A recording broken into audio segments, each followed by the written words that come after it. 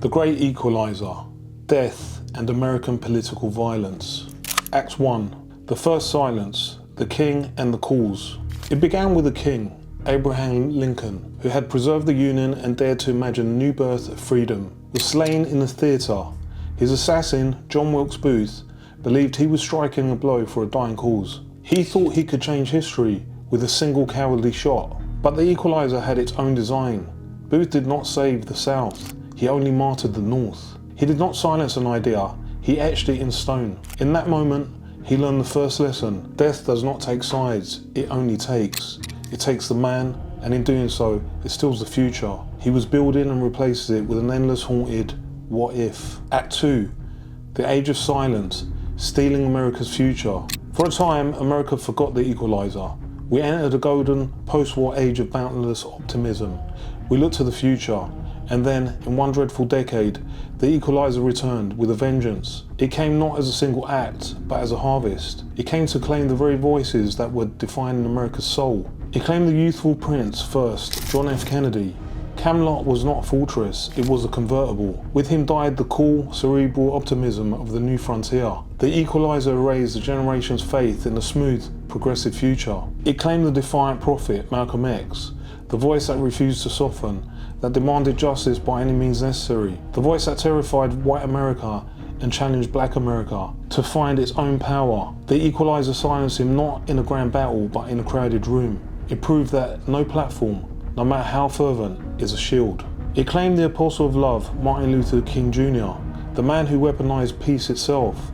The Equalizer, in its ultimate irony, answered his dream with a nightmare. It answered his call for non-violence with the most personal violence imaginable. It proved that even a message of perfect peace is not safe from its final, terrible judgment. And finally, it claimed the heir, Robert F. Kennedy, the man who seemed to be absorbing the grief of a nation and transmuting it into a new hope. He was struck down at his moment of greatest triumph. The Equalizer took the last man who seemed capable of stitching the ragged wounds of the decade closed. 4 men, 4 futures, 4 entirely different visions for America. The Equalizer did not choose a winner.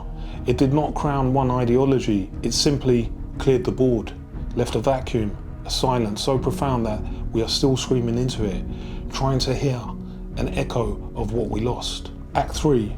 The persistent whisper, the failed silences. In the decades that followed, the Equalizer continued its work. Though often it failed to claim its prize, it struck at a president, Ronald Reagan, and learned he could joke his way even to the edge of the abyss. It struck a congressman on a baseball field, turning the game into a battlefield. These were not grand ideological statements. They were random, chaotic, and often driven by madness. But each attempt was a reminder. The Equalizer is always listening. It is always present. It reminds every person who steps into the public square that their voice is a temporary loan, subject to recall without notice. Act 4. The modern silence. The death of debate, which brings us to our present moment. And there are not of arguments, but of algorithms. Not of debate, but of demonization. We no longer try to win people over. We try to drown them out. The public square is a digital coliseum, and into this arena walked Charlie Kirk, a gladiator of provocation. And on a stage in Utah, in the golden hour, he was doing what he did best, arguing. He was living in the arena of ideas. He was speaking. He was being heard. And the Equalizer spoke. It did not issue a press release. It did not post a manifesto. It did not debate the merits of his argument. It issued its ruling with the only language it knows. Absolute, final silence. Charlie Kirk, the man who built an empire on the power of speech, was rendered speechless. The provocateur was finally utterly provoked. The Great Equalizer had performed its most cynical act yet. It murdered the concept of debate on a college campus. It didn't just kill a man, it killed the very idea that we can disagree and still share a stage. Finale, the eternal Equalizer. So what are we left with? A gallery of ghosts, a museum of might-have-beens. The Equalizer is the only undefeated champion in American history. It has a perfect record. It took a king, it took a prince, it took a prophet and an apostle. It took an heir and a gladiator. It did not care about their policies. It cared not for their party. It was not a Republican or a Democrat. It is the final arbiter, and its judgment is always the same: silence.